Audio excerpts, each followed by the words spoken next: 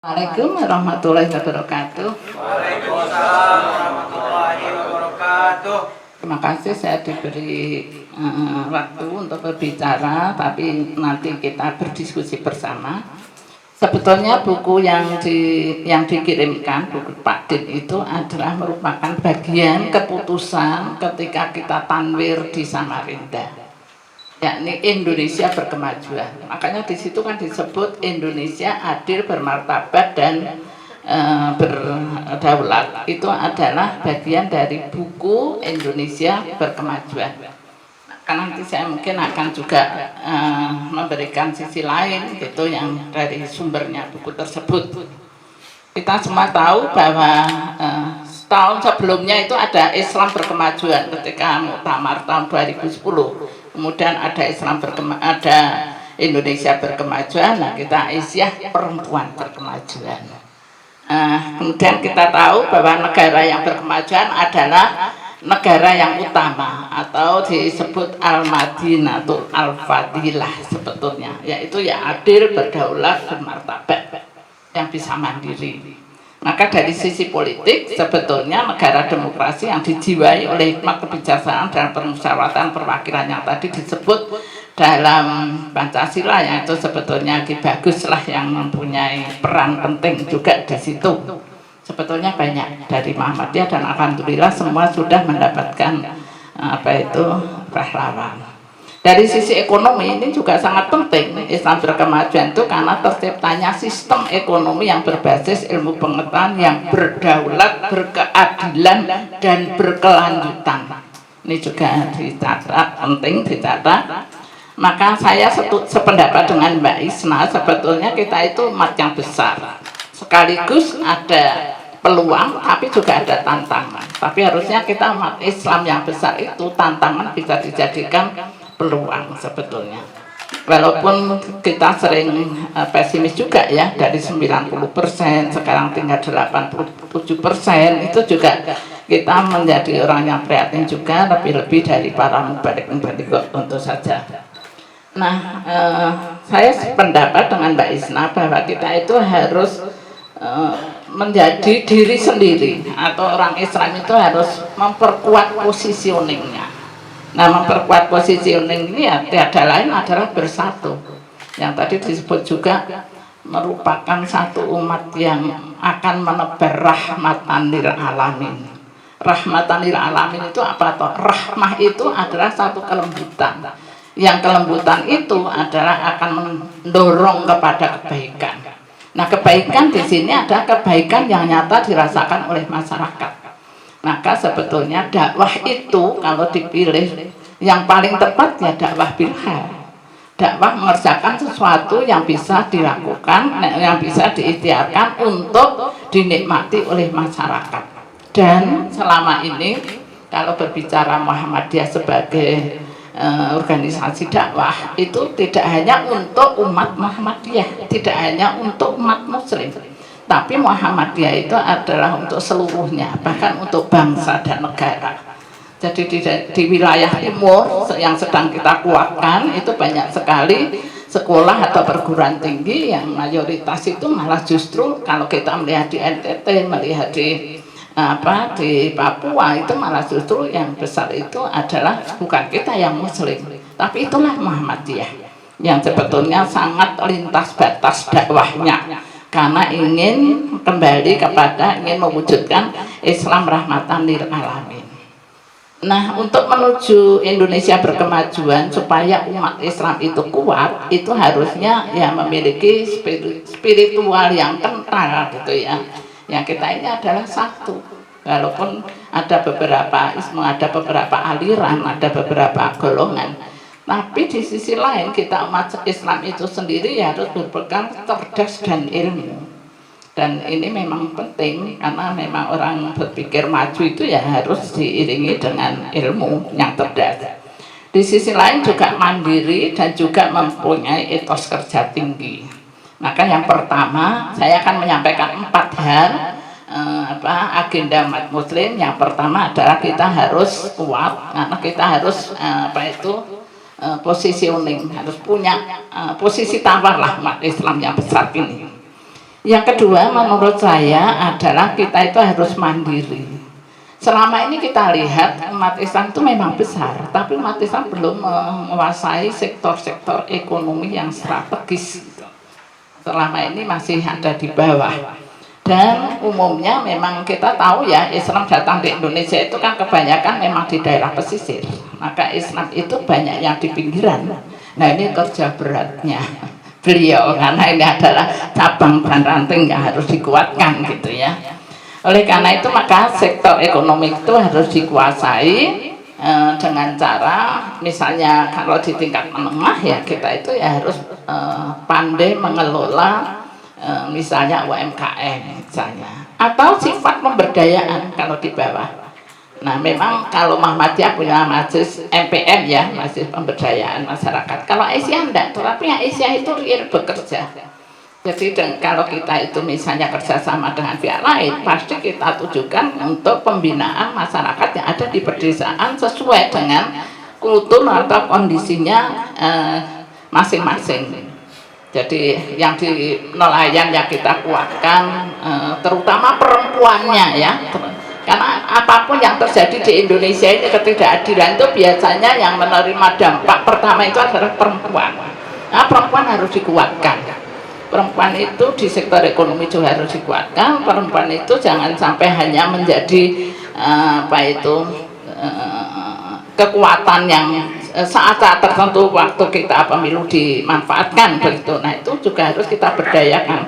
Memang Asia bukan partai, bukan berbicara politik, tapi harus paham juga tentang kondisi perpolitikan sehingga menyadarkan perempuan tentang perpolitikan dan menguatkan ekonomi itu sangat penting sekali. Nah untuk menguatkan ekonomi itu juga ada langkah-langkah strategis. Saat sekarang ini kan memang mau tidak mau meskipun beralih kepada industri, sawah kita sudah habis gitu. Tapi harus ada upaya untuk mempertahankan pertanian yang masih ada. Ini sangat penting kalau kita berbicara ekonomi berkelanjutan dan juga kedaulatan pangan ataupun juga ketahanan pangan. Mau tidak mau karena manusia itu yang membutuhkan lahan untuk bercocok tanam, jangan sampai kemudian memperbanyak impor. Maka bagaimana yang tadi disebutkan Mbak Isna, Islam itu harusnya punya kekuatan, yang kekuatan ini bisa diberdayakan menguasai sektor ekonomi. Dan alhamdulillah sekarang itu sudah kita baca juga ya, banyak orang Muhammadiyah, banyak orang Islam yang juga memproduk misalnya berasmu, itu kan beras yang langsung dibeli dari petani yang kemudian dijual juga di lingkungan keluarga kita. Ini sangat bagus untuk dikembangkan. Nah itulah kita mengelola dari hulu sampai hilir. Sekarang ini bukan orang Islam yang menguasai. Nah itu bagaimana caranya kita itu bisa menguasai itu dan juga memberdayakan yang ada di bawah, sehingga nanti ketahanan pangan meskipun macam-macam programnya itu akan berjalan kalau kita mulai menguatkan dari bawah. Itu dari sektor ekonomi. Yang kedua, yang ketiga adalah perlunya transformasi kebudayaan, membangun insan pembelajar. Ini juga penting sekali. Walaupun kadang-kadang orang itu sulit ya, ada yang sulit mencari sekolah, ada yang sekolah tetapi ya sekolahnya tidak benar gitu. Tadi Mbak Islam menyampaikan sekolah Muhammadiyah itu baik-baik saja. Saya kira enggak. Sekolah Muhammadiyah itu bisa juga menjadi bengkel. Karena saya pengalaman Mbak mengajar 30 tahun di sekolah Muhammadiyah itu, dari sekolah yang betul-betul muridnya itu perlu dibina, dari keluarga yang hancur dan lain sebagainya, tapi karena kita memang niatnya untuk membimbing ya kita jadi guru-guru yang jadi bengkel gitu ya. Tapi bagaimanapun juga mereka harus dididik menjadi orang yang cerdas, berilmu, gemar membaca, sehingga anak itu kritis dan kreatif. Tentu saja pendidikan itu tidak cukup hanya pendidikan. Pendidikan itu juga harus dilandasi dengan moral spiritual. Kita lihat anak-anak sekarang sekolah, tetapi moralnya bisa dipertanyakan juga di sekolah maupun ketika pulang sekolah. Walaupun kadang-kadang pulang sekolah itu juga masih membawa nama sekolah, tawuran masih memakai baju sekolah, dan itu tidak lepas dari sekolah Muhammadiyah. Kita pun juga harus bisa mengakui di situ. Maka pendidikan yang mencerdaskan tadi juga harusnya memang dilengkapi dengan memperkuat moral spiritualnya, dilengkapi juga dengan nilai sosialnya. Bagaimana mendidik anak-anak kita itu supaya mereka itu juga punya rasa tasamuh, toleran, tidak memperuncing perbedaan dan lain sebagainya. Dan ini harus dikembangkan mulai dari sekolah dini. Maka kita TK abad kedua itu sudah harus punya visi yang maju, misalnya harus benar-benar dilandasi ilmu, iman, ilmu, amal itu harus benar-benar diterapkan gitu. Nah, ini juga karena pendidikan di sekolah dini itu sangat penting sekali untuk mendasari anak-anak yang akan sekolah berkelanjutan. Itulah maka pendidikan yang kalau Muhammadiyah di buku tersebut atau di buku Indonesia Berkemajuan itu juga disebutkan ada pendidikan yang mencerahkan. Nah, pendidikan yang mencerahkan itu ya di samping memperbaiki akhlak yang berdasarkan iman tadi, juga harus dididik jiwa yang toleran dan mandiri serta peduli. Nah, ini yang perlu ditanamkan kepada anak-anak kita sejak dini sampai kepada anak-anak yang sampai di SMA itu masih harus kita bina semacam itu. Itu yang ketiga. Jadi yang pertama tadi adalah kita harus positioning, yang kedua adalah masalah ekonomi, yang ketiga adalah masalah mencerdaskan bangsa kita dan umat Islam terutama. Nah, yang keempat, saya pikir Islam besar ini, kalau tadi Mbak Isna mengatakan bahwa belum punya figur gitu ya yang mempersatukan, memang kita butuh sosok pimpinan yang profetik, sosok pimpinan yang tidak menghamba pada manusia, sosok pimpinan yang tidak hanya mementingkan kepentingan kelompok golongannya dan dirinya sendiri, tapi betul-betul kelompok pimpinan yang akan membawa kepada giroh Islam yang benar gitu ya. Maka pimpinan tersebut, kalau Muhammadiyah menginginkan pimpinan yang profetik itu tidak pernah menyebut nama, tetapi hanya menyebut kriterianya. Kriterianya apa? Satu, pimpinan itu harus religius. Ini pasti, karena umat terbesar adalah Islam. Ya, cuma sayangnya kita Islam itu nanti juga terpecah-pecah di partai politik karena dukungan politik, sehingga tidak pernah bersatu dan lain sebagainya. Sehingga ketika mengusung Islam yang kita butuhkan ini, ya kepentingan yang sementara yang dipikirkan. Yang kedua, punya visi dan karakter kuat. Ini sangat penting bagi seorang pimpinan yang akan membawa umat Islam yang terbesar tadi.